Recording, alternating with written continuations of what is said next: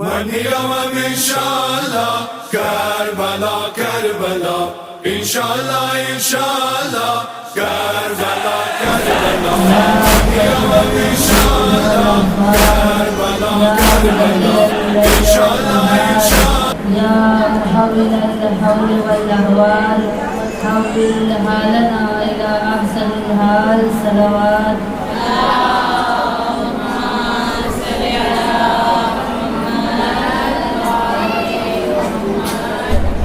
بسم اللہ الرحمن الرحیم الحمد للہ الذی لا یبلغ مدحته القائلون ولا يحصي نعماءه العادون ولا يعدي حقه المجتهدون الذي ليس لسقوته حد محدود ولا نعت ممدود فترى الخلائق بقدرته ونشر الرياح برحمته ثم الصلاة والسلام على أشرف الأنبياء والمرسلين وخاتم النبيين بالقاسم محمد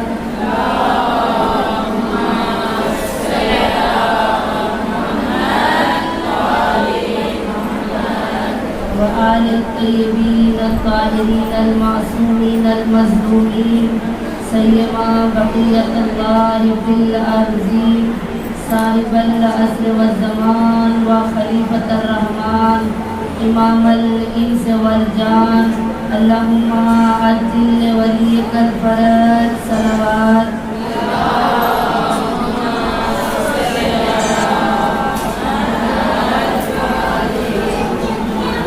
أما بعد فقد قال تبارك وتعالى في كتابه المجيد والفرقان الحميد وقوله الحق وهو أصدق الصادقين بسم الله الرحمن الرحيم سنة الله التي قد خلت من قبل ولن تجد لسنة الله تبديلا صلوات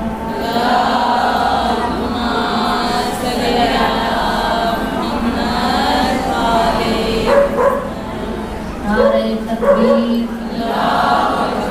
نعرہ تکبیر نعرہ رسالت راجا کے بیٹے نعرہ رسالت نعرہ حیدری حیدری حیدری جان علی ہے نعرہ حیدری پہچان علی ہے نعرہ حیدری ایمان علی ہے نعرہ حیدری یقین علی نعرہ حیدری عقیدہ ہے کہ علی کا نام لینے سے ختم قرآن کا ثواب ملتا ہے ہاتھوں کو بلند کرے کہ نجف قوالی ہماری صدا پر لبیک کہے اور کہے کہ میرے چاہنے والے مجھے پکار رہے ہیں ان کفا کو حاجت روا کو انما کو پکارنا ہے جس نے ولیوں کی مدد کی نبیوں کی مدد کی ہر بندہ مومن کی مدد کرنے والا ہر عاصی و گناہگار کی پہلی رات قبر میں آنے والا بیمار میری مائیں بہنیں اپنی بیماریوں کو اپنے ذہنوں میں رکھتے ہوئے حاجات والی مائیں اپنی حاجات کو ذہنوں میں رکھتے ہوئے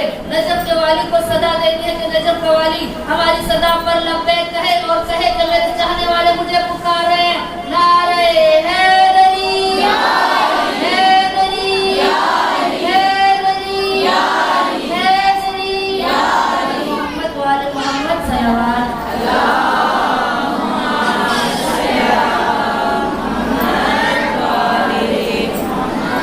ابھی بھی میں محسوس کر رہی ہوں کہ مجمع سویا ہوا ہے شاید آپ لوگ کے سونے کا ٹائم ہے لیکن اب چونکہ ماہ محرم و سفر میں شیعہ کبھی دن رات نہیں دیکھتے کبھی گرمی سردی نہیں دیکھتے کبھی موسم شیعہ پر اثر انداز ہو نہیں سکتا لیکن اس محفل سے لگ رہا ہے کہ آپ نے یہ سونے کا وقت ہے یا آپ کے سونے کے ٹائم پر خالدہ نے مجلس کا اہتمام کیا ہے لیکن شیعہ وہ ہوتا ہے کہ جب مجلس حسین کا نام سنتا ہے تو وہ تڑپتا ہے کیونکہ اس کو روح کی غذا مجلس حسین سے ملتی ہے کیونکہ مجلس حسین کی عبادت ہے آپ کی توجہ کے لیے کہا خالق نے کچھ اس طرح سے اتارے ہیں محمد کہا خالق نے کچھ اس طرح سے اتارے ہیں محمد ہر دور میں ہر شخص کو پیارے ہیں محمد کہا خالق نے کچھ اس طرح سے اتارے ہیں محمد ہر دور میں ہر شخص کو پیارے ہیں محمد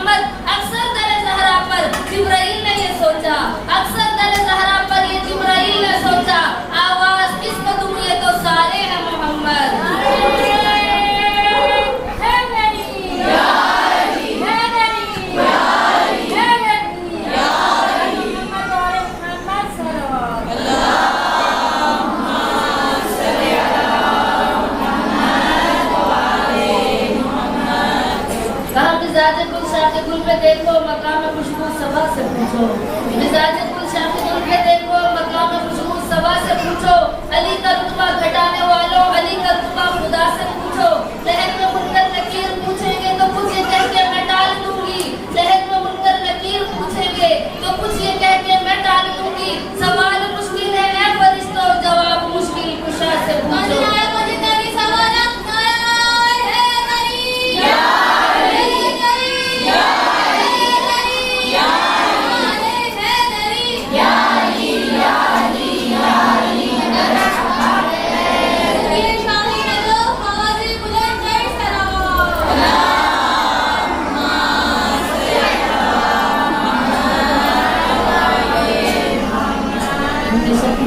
सबसे पहले तमाम तर तारीफें तमाम हमदो सताइश उस खालिक अकबर के लिए जिसकी कब्ज़े कुदरत में हमारी जाने है।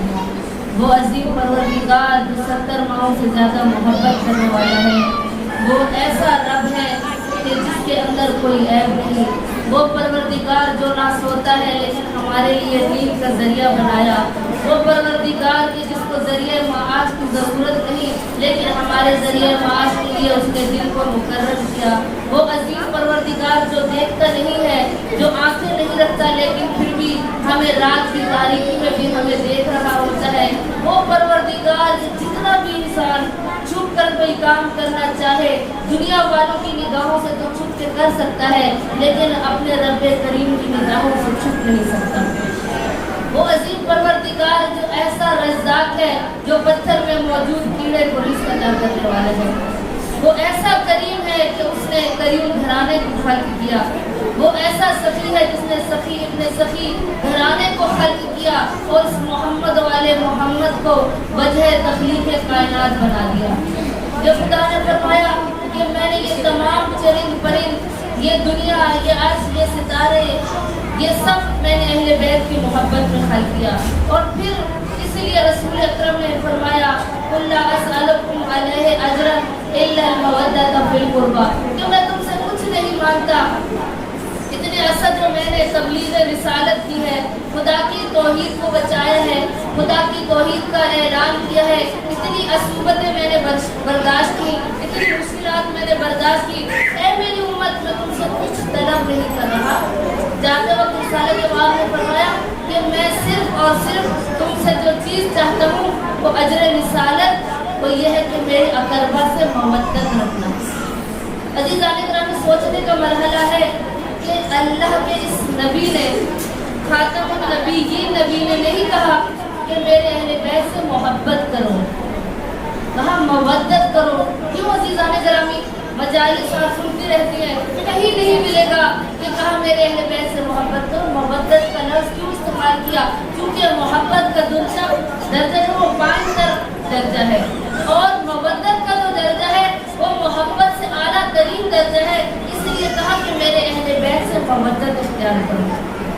और अहले बैत भी ऐसे अहले बैत कि जिनका तारुफ खुदा ने भी करवाया, कहीं आयत तनहीर को नाज़िल करके बताया कि ये पंतन पाक का घराना है, और कहीं शब हिजरत अली को अपने बिस्तर पर सुलाकर रसूल अकरम ने बताया कि मेरे जाने के बाद मेरा वसी, मेरा जानशीन अली है, और कहीं पर मुबाहिला में अहले बैत को ले जाकर बताया कि मेरे अहले बैत की पंतन पाक है। दुनिया वाले कहते रहे कि रसूल के अकरबा फलां शख्सियात हैं, कहते रहे कि इनके पास बैठने वाले हैं, इनके साथ जिनको दफनाया गया वो उनके अकरबा है, लेकिन अकरबा के लिए रिसालत इमाम ने जगह जगह बताया कि मेरे बाद मेरा जानशीन अली है, मेरे जाने के बाद मेरा वसी अली इब्न अबी तालिब है।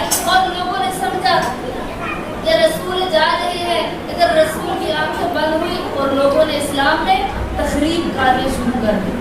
और किस तरह से तकरीर कार्य शुरू की कि हर बंदे ने अपने नया दीन ईजाद कर लिया, हर एक अपनी तरफ से फतवे देने लगा, हर एक ने सकीफों में कुछ लोगों ने बैठकर अली इब्न अबी तालिब की जानशीनी का इनकार कर दिया और खुद खलीफा बना लिया, और इस बात के कायल हो गए कि रिसालत इमाम ने जाने के बाद कोई वसी या जानशीन नहीं छोड़ा। लेकिन अज़ीज़ान गिरामी, छोटी सी मिसाल दूंगी ताकि आपके लिए मसला हल हो जाए कि अगर स्कूल में उस استاد کلاس سے تھوڑی دیر کے لیے غیر حاضر ہو جائے تو ایک مانیٹر بناتا ہے. آپ بھی طالب علم ہے یا کچھ اساتذہ بھی ہوں گی, میں بھی طالب علم کا دور گزار چکی ہوں. استاد کلاس میں مانیٹر کیوں بناتا ہے؟ اس لیے نہیں کہ وہ میرے ساتھ دفتر کا کام کرے, اس لیے کہ میں جب کلاس میں نہ ہوں تو کلاس کو کنٹرول کرے, کلاس کو میں خاموشی ہو, کلاس میں کوئی شور نہ کرے, کلاس کا ڈسپلن خراب نہ ہو. عزیزان گرامی, رسالت مآب گئے, اتنا بڑا قرآن چھوڑ کر گئے, اتنی بڑی امت چھوڑ کر گئے, ہو نہیں سکتا تھا. ایک عام استاد کلاس میں برداشت نہیں کر سکتا کہ میری کلاس میرے جانے کے بعد کلاس کا ڈسپلن خراب ہو. تو رسالت مآب جس نے اتنی تکلیفیں برداشت کی, اتنی مشکلات برداشت کی, اور جانے کے بعد کوئی وسیع نہیں بنایا, کوئی جانشین نہیں بنایا, کسی کو خلیفہ بنا کر نہیں گئے. عزیزان گرامی, یہ دنیا کی خام خیالی ہے کہ دنیا کا ایک دستور ہو, اور جس نے ہمیں دستور سکھایا ہو اس نے کوئی دستور نہ چھوڑا ہو. صلوات پڑھیں پر محمد والے.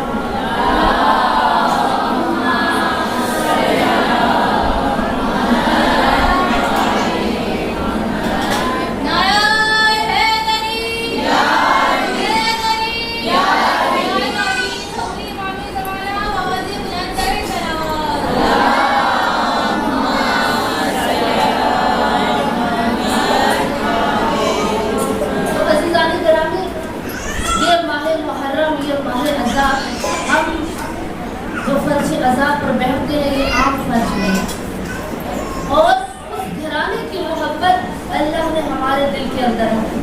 یہ میں اور آپ کو روتے ہیں, یہ رونا میرا اور آپ کا کمال نہیں بلکہ اس امام کا کمال ہے کہ جس نے یہ غم شدت کے ساتھ ہمارے دلوں میں اندر اتار دیا.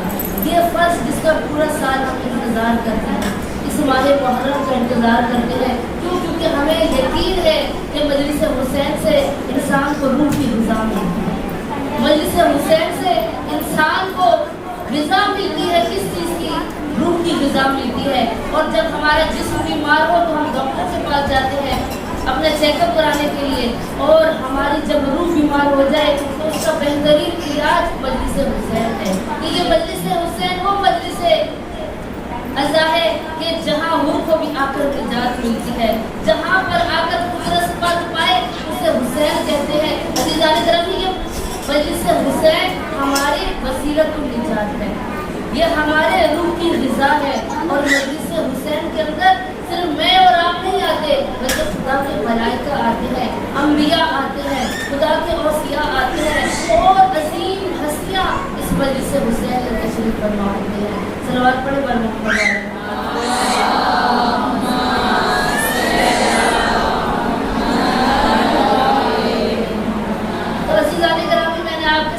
جس آیت کو سرنامہ کلام بنایا کہ جس میں خداوند متعال فرما رہا ہے, سنت اللہ التی قد خلت من قبل ولن تجد لسنت اللہ تبدیلا. خدا کہہ رہا ہے کہ جو میں نے سنت بنا دی ہے قد خلت من قبل, اس سنت میں کوئی تبدیلی نہیں کر سکتا, اور جو میں قانون بنا دیتا ہوں اس قانون کے مطابق اس دنیا والوں کو, میری مخلوق کو چلنا ہوگا. اور خدا عزیزان کرام یہ کہہ رہا ہے کہ میں نے سنت جو بنائی ہے اس میں کبھی تبدیلی ہوتی ہے نہیں دیکھو گے. لیکن عزیزان کرام چند مقامات ایسے ملتے ہیں جہاں خدا نے اپنی سنت کو تبدیل کر دیا. یہ قرآن کا واقعہ ہے کہ جب حضرت آدم کو اللہ نے خلق کیا اور اپنی روح حضرت آدم میں پھونکی اور حضرت آدم سے کہا کہ جاؤ جنت کی سیر کرو. حضرت آدم چلے جنت کی سیر کرنے کے لیے, جنت کی سیر کر رہے ہیں تو اللہ نے جب تک جنت پہ رکھا اور اللہ نے جناب آدم سے کہا اس شجرہ طیبہ کو ہاتھ نہ لگانا, اس انوار خمسہ کو ہاتھ نہ لگانا. آپ جناب آدم کے ساتھ جبرائیل پوری جنت کی سیر کروا رہے ہیں, اور سیر کروانے کے بعد دیکھا کہ ایک شجرہ طیبہ ہے. شجرہ طیبہ کو دیکھا, حضرت آدم علیہ السلام نے جبرائیل سے پوچھا یہ شجرہ طیبہ کون سا ہے؟ مختصر کروں گی کہ شجرہ طیبہ سے پوچھا, جناب جبرائیل نے تعارف کروایا اور منع کیا کہ اس درخت کو ہاتھ نہ لگانا. اے آدم جنت میں رہو گے, جنت کے پھل کھاؤ, جنت میں جو میوے ہیں ان سے فائدہ اٹھاؤ, جب تک جنت میں رہو گے جنت کے لباس پہنو, لیکن خبردار ہے آدم اس شجرہ طیبہ کو ہاتھ نہ لگانا. अज़ीज़ान आपकी तवज्जो की तालिब हूँ। एक नुक्ते तक आपको पहुँचाना है कि हज़रत आदम अलैहिस्सलाम ने क्या किया कि जब शैतान उनके करीब आया और कहा कि ये शजरा तैयबा है, अल्लाह कह रहा है इन्नी जाइलुन फिल अर्ज़ खलीफा, कि ए आदम तुझे सबसे पहले मैंने खलीफा बनाया है। आदम देखो तुमसे पहले कुछ हस्तियों को अल्लाह ने खल्क किया है। अब हज़रत आदम शैतान की बात सुनी और खुदा के फरमान को भूल गए कि अल्लाह ने मुझे मना किया था कि शजरा तैयबा को हाथ में लगाना। अब हज़रत आदम ने बात शैतान की सुनी, जाके शजरा तैयबा को हाथ लगाया। अल्लाह ने फरमाया ए आदम तुम जन्नत में थे, मैंने मना किया था, तुमने मेरी नाफरमानी की है। मैंने तुम्हें मना किया था कि इस शजरा को हाथ न लगाना, तुमने इसको हाथ लगाया है। ए आदम अब जरा जमीन पर ले जाओ, अब तुम्हारी सजा का वक्त शुरू हो गया है। तुमने मुझ परवरदिगार की नाफरमानी की है। क्या तुमने नहीं सुना कि मैंने कहा सुन्नतल्लाहि अल्लती कद खलत मिन क़ब्ल व लन तजिद लिसुन्नतिल्लाहि तब्दीला, कि मैं अल्लाह अपने कानून में कोई तब्दीली नहीं कर सकता। अल्लाह ने कहा ए आदम जरा जमीन पर ले जाओ। आदम जब जमीन पर तशरीफ लाने लगे तो अल्लाह ने कहा आदम जन्नत में रहते थे, जन्नत का लिबास पहनते थे, जन्नत के मेवों से इस्तेफादा करते थे, जन्नत का खाना खाते थे, जन्नत के सुफरे पर बैठते थे। ए आदम जमीन पर जा रहे हो, मेरा कानून है कि जन्नत की चीज जमीन पर नहीं आ सकती। ए आदम जन्नत का लिबास उतार कर जाओ। कुरान की तफसीर मौजूद है अज़ीज़ान गिरामी कि आदम जब आए जमीन पर तो कद्दू की बेल से अपना सत्र किया था। कद्दू के जो बेल के पत्ते होते हैं उनसे अपना सत्र किया हजरत आदम ने और कहा कि ए आदम मैं अपने कानून में तब्दीली नहीं करता। लेकिन बाद मौक़े में नजर आते हैं कि जहाँ खुदा ने अपने कानून को तब्दील कर दिया। अज़ीज़ान गिरामी वो कौन सा मौका था? ईद का मौका था कि जब हजरत फातिमा ज़हरा से जनाब हसनैन ने कहा कि अम्मा जान हमें कपड़े दे दें। ईद का मौका है, तमाम मुसलमानों के बच्चों ने नए नए कपड़े पहने होंगे, हमारे पास कोई लिबास नहीं है। जनाब ज़हरा ने फरमाया कि ऐ मेरे बेटो तुम्हारे लिबास दर्जी के पास है, और ना कोई लिबास खरीदे गए थे, ना कोई दर्जी को सीने के लिए दिए गए थे। लेकिन अल्लाह को जनाब ज़हरा के ये जुमले इतने पसंद आए। खुदा नहीं चाहता था कि जनाब ज़हरा के जुमले रद्द हो और जनाब हसनैन दोबारा सवाल करे। इधर जनाब ज़हरा ने कहा तुम्हारा लिबास दर्जी के पास है। इधर फौरन दरवाजे पर दस्तक हुई। जनाब ज़हरा ने पूछा कौन है? कहा आना हयातुल हसनैन, मैं हसनैन का दर्जी बनकर आया हूँ। अब था दरवाजे पे कौन? जनाब जिब्राइल। कहा क्यों आए हो? कहा जन्नत से हसनैन के लिबास लेकर आया हूँ। मैं कहती हूँ ऐ मेरे अल्लाह तूने आदम को नबी बनाकर भेजा था, नबी बनाकर तूने जन्नत में छोड़ा था।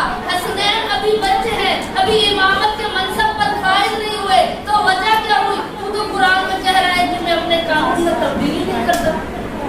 तू तो कुरान में कह रहा है मैं अपनी सुन्नत को तब्दील नहीं करूंगा, मैंने जो सुन्नत बनाई है मैं उस पर ही कायम रहूंगा। या बारिलाहा ये सुन्नत में तब्दीली क्यों? तो यकीनन खुदा कहेगा कि जो मेरी खातिर अपने घर को खुदा की रजा में दे दे, जो मेरी खातिर सारा दिन रोजा रखे लेकिन शाम को दरवाजे पर दस्तक हो, जन्नत से सुफरा उठाकर पूरे सुफरे का खाना उसको कोई यतीम कहकर आ जाए, कोई मिस्कीन कहकर आ जाए और मेरी खातिर उनको खाना दे दे, तो मैं उनके लिए अपनी सुन्नत को तब्दील कर देता हूँ। सलावत पढ़े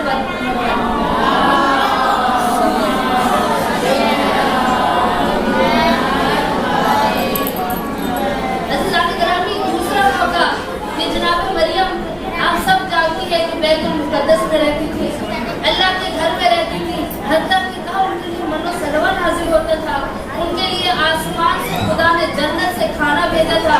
कई दफा जनाब ज़िक्रिया फरमाते हैं कि जब मैं मरियम के पास जाता था तो मैं देखता था कि ताज़ा मेवा पड़े हुए हैं, बगैर मौसम के फल पड़े हुए हैं। और एक दिन जनाब ज़िक्रिया ने जनाब मरियम से सवाल भी किया कि ऐ मेरी बेटी मरियम ये तुम्हारे पास बगैर मौसम के फल कैसे आ गए? तो क्या कहा कि ये खुदा की तरफ से आए हैं, यानी जो खुदा जनाब मरियम को फल भी दे। खुदा के घर में रहती थी जनाब मरियम और अल्लाह ने उनको जब माँ बनाया तो जनाब मरियम से क्या कहा कि तुम माँ बनने वाली हो। जिब्राइल जब नाज़िल हुआ तो क्या कहा कि आप माँ बनने वाली? जनाब मरियम ने कहा कि आज तक मुझे किसी मर्द ने हाथ नहीं लगाया, ये मेरे कबीले के लोग, यहाँ बैतुल मुक़द्दस के रहने वाले लोग मेरे पे इल्ज़ाम लगाएंगे कि मैं एक गवारी लड़की हूँ और मेरे पास कैसे बच्चा आया। लोग इल्ज़ाम लगाएंगे तो تو اللہ نے کیا فرمایا، اے جا کے جبرائیل میری کلیز خاص سے کہہ دو جب میں تمہیں بچہ عطا کر رہا ہوں یہ بچہ ہی تیری پاک دامنی کی گواہی دے گا۔ اور جناب مریم بیت المقدس میں رہی، کتنے دن حاملہ رہی عزیزان گرامی؟ صرف 9 دن، صرف 9 دن جناب مریم حاملہ رہی، نہ کہ 9 مہینے بلکہ 9 دن حاملہ رہی۔ لوگوں نے باتیں کرنا شروع کی کہ جناب مریم حاملہ ہو گئی ہے، لیکن جب حاملہ ہوئی اور چاہا کہ میرے بیٹے کی ولادت جو اللہ کی مرضی سے آ رہے، صلوات پڑھے بر محمد والے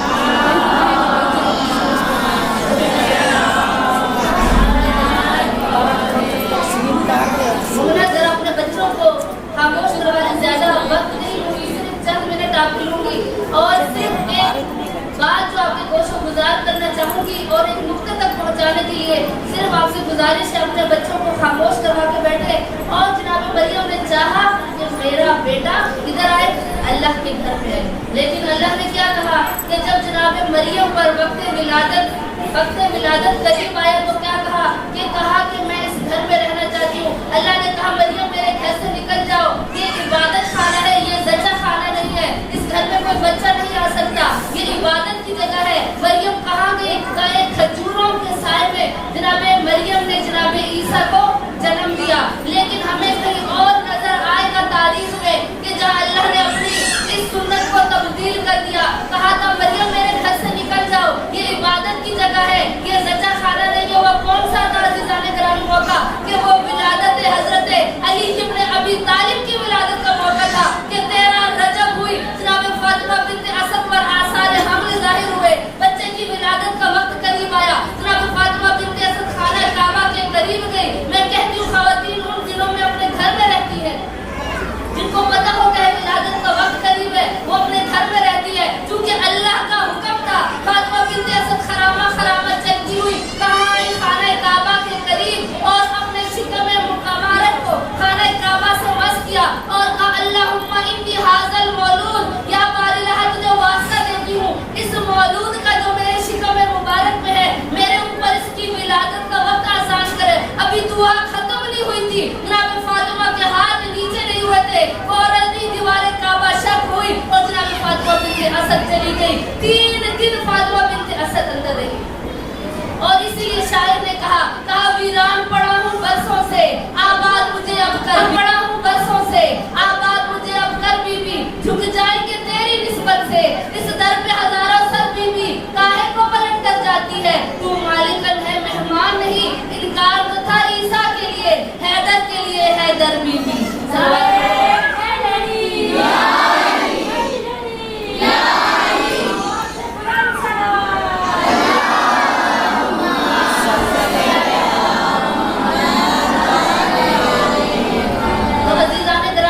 خدا نے اپنی سنت کو تبدیل کر دیا، جناب مریم سے جو اللہ کے گھر میں رہتی تھی اور کہا کہ میرے گھر سے نکل جاؤ، اور ادھر جناب امیر کائنات کی ولادت کا وقت آیا تو خود اپنے فاطمہ بنت اسد کو اپنے گھر پہ بلایا، اور 3 دن جناب فاطمہ بنت اسد اللہ کے گھر میں رہی۔ لوگوں نے تالا کھولنے کی کوشش کی، چابی بردار آئے، کئی چابی اس تالے کی تیار کی نہیں، نئے تالے لگائے گئے، تالے کھولنے کی کوشش کی، نہ تالا کھلنا تھا، کھولنے والے بھی خاموش ہو گئے، لگانے والے بھی خاموش ہو گئے۔ 3 دن کے بعد جب رسالت مآب آئے مدینہ اور دیکھا، پوچھا کہاں ہے، کہا کہ اس طرح سے 3 دن سے خانہ کعبہ بند ہے، لوگ طواف نہیں کر سکتے، لوگ اندر نہیں جا سکتے۔ رسالت مآب نے پوچھا کیوں، کیا ہوا؟ جانتے تو تھے، کیونکہ علم رسالت رکھتے تھے، منصوص من اللہ تھے، جانتے تھے، لوگوں سے وجہ پوچھی صرف لوگوں کو بتانے کے لیے۔ لوگوں نے کہا یا رسول اللہ 3 دن سے دروازہ بند ہے، سب نے تالا کھولنے کی کوشش کی ہے، بڑے بڑے لوہاروں کو بلایا گیا، دروازہ کھولنے کی کوشش کی، لیکن اللہ کا قانون تھا، کیونکہ اللہ چاہتا تھا کہ فاطمہ بنت اسد 3 دن میرے گھر میں رہے، اور 3 دن کے بعد رسالت مآب نے اپنے ہاتھوں سے، اپنے دستے مبارک سے ہاتھوں کو جب لگایا، تالے کو ہاتھ لگایا تو تالا فوراً کھلا، اور جب رسالت مآب گئے اندر تو دیکھا کہ فاطمہ بنت اسد پریشان بیٹھی۔ پوچھا چچی جان کیا ہوا؟ آپ کے گھر بیٹے کی ولادت ہوئی ہے اور آپ کے چہرے پر پریشانی کے آثار کیوں نمودار ہو رہے ہیں؟ تو فاطمہ بنت اسد نے فرمایا 3 دن ہو گئے نہ یہ بچہ آنکھیں کھولتا ہے نہ یہ دودھ پیتا ہے، 3 دن ہو گئے نہ یہ بچہ آنکھیں کھولتا ہے نہ دودھ پیتا ہے۔ اور رسالت معاب نے ایک نگاہ اپنی چچی جان کے چہرے مبارک پر ڈالی اور ایک نگاہ اپنے وسیع و جانشین علی ابن ابی طالب پر ڈالی۔ اب جیسے ہی اب امامت رسالت کے ہاتھوں پر آئی، امامت نے آنکھیں کھولی۔ اب کیسے علی ابن ابی طالب آنکھیں کھولتے جس کا لقب بھی بت شکن ہو؟ پورے خانہ کعبہ میں بت پڑے تھے، ہو ہی نہیں سکتا تھا جو بت شکن ہو وہ بتوں پر اپنی پہلی نگاہ ڈالے، جس کو رسول کے لیے جانشین بنا کر بھیجا گیا ہو۔ اب ادھر رسالت معاب نے علی کو اپنے ہاتھوں پر لیا اور علی ابن ابی طالب نے آنکھیں کھولی۔ رسول اکرم نے اپنی زبان مبارک علی ابن ابی طالب کے منہ کے اندر دی اور رسالت معاب چساتے رہے، کئی دفعہ ان کو اپنی زبان چسائی اور جب زبان نکالی تو علی ابن ابی طالب نے گفتگو کرنا شروع کی اور کہا توریت سناؤ۔ جبرائیل سے نہیں کہا بلکہ رسالت معاب سے کہا توریت سناؤ، زبور سناؤ یا انجیل سناؤ یا قرآن سناؤ؟ آپ قرآن پڑھنے والی ہے۔ رسالت معاب نے جب علی کو گود میں لیا تھا نہ قرآن کی آیتیں نازل ہوئی تھی، نہ مکی آیتیں نازل ہوئی تھی، نہ مدنی ہوئی تھی، نہ قرآن کامل نازل ہوا تھا، لیکن آنے والا بچہ کہہ رہا ہے کہ یا نبی بتائے قرآن سناؤ، زبور سناؤ یا انجیل سناؤ؟ ابھی قرآن نازل نہیں ہوا۔ عزیزان گرامی، یہ ایسی ہستیاں کہ جن کے لیے اللہ اپنی سنت کو تبدیل کر دیتا ہے۔ نعرہ تکبیر، نعرہ رسالت، نعرہ حیدری، حیدری، در محمد والے محمد، بلند تر صلوات۔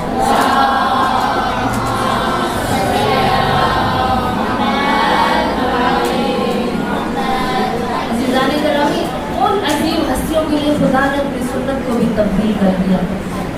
کیوں؟ ان ہستیوں نے اپنا متاع حیات لٹا دیا، اپنی زندگانی اللہ کی راہ میں وقف کر دی۔ اور صرف یہ ان لوگوں کے لیے نہیں تھا بلکہ آج کے دور میں بھی جو لوگ خدا کے لیے اپنی زندگی کو وقف کر دیتے ہیں، خدا کے لیے خالص عبادت کرتے ہیں، خدا کے لیے قربانی دیتے ہیں، دعوت متعال ان لوگوں کی شخصیت کو، ان کے نام کو بلند کر دیتا ہے۔ اور عزیزان گرامی، یہ گھرانہ ہی ایسا گھرانہ ہے کہ جس گھرانے سے اسلام کا آغاز ہوا اور یقیناً اسی کی اولاد نے، ان کی ہی اولاد نے اسلام کو بچانا تھا۔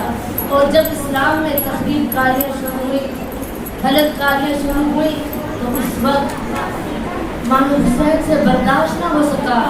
کیوں؟ کیونکہ وہ بچپن سے دیکھ رہے تھے کہ میرے نانا نے مشکل سے اسلام کو پھیلایا ہے، انہوں نے مشکل سے مکہ کو فتح کیا ہے، انہوں نے مشکل سے لوگوں کو مسلمان کیا ہے۔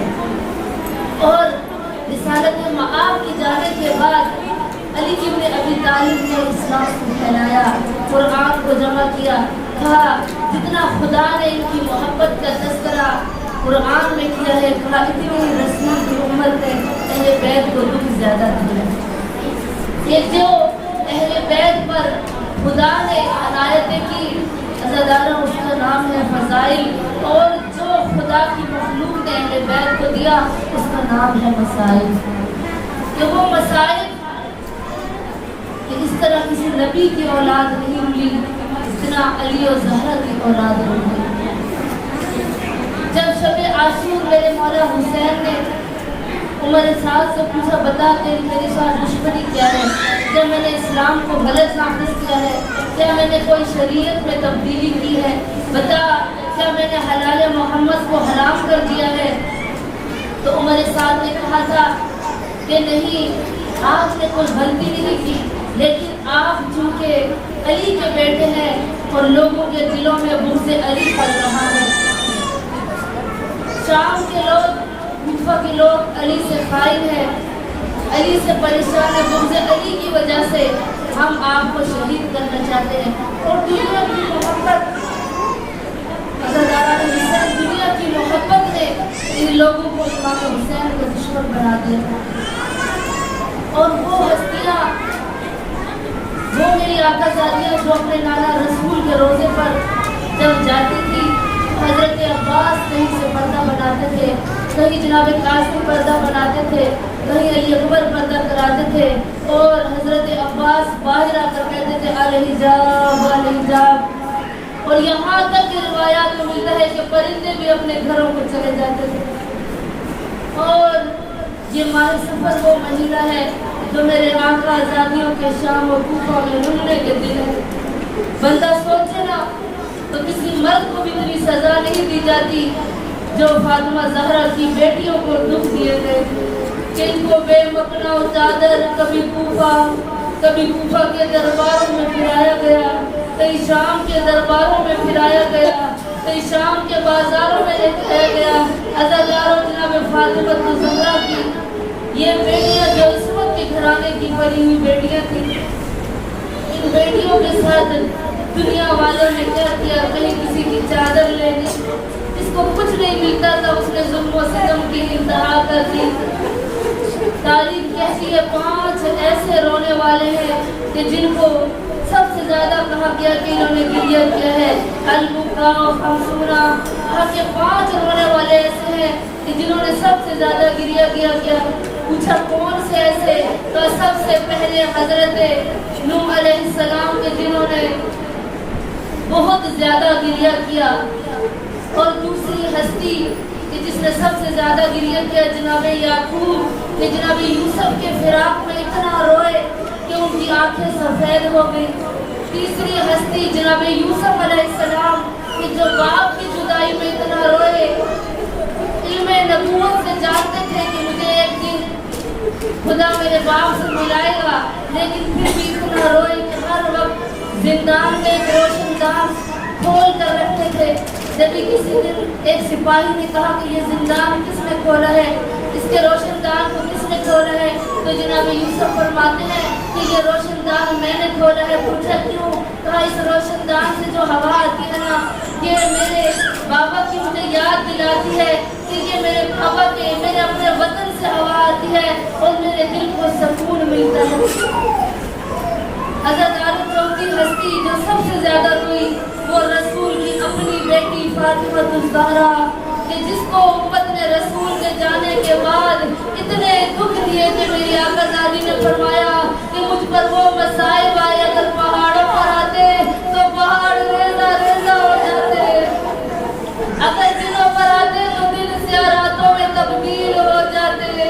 عزاداروں پانچویں ہستی کہا کہ اپنے رسول کی یہ فاطمہ الزہرا کی اپنی پوتی سکینہ ہے کہ جو حسین کے سینے کا تعویذ تھی، لیکن اس بچی کا نام ام المصائب پڑ گیا. جو کہتی تھی بابا بابا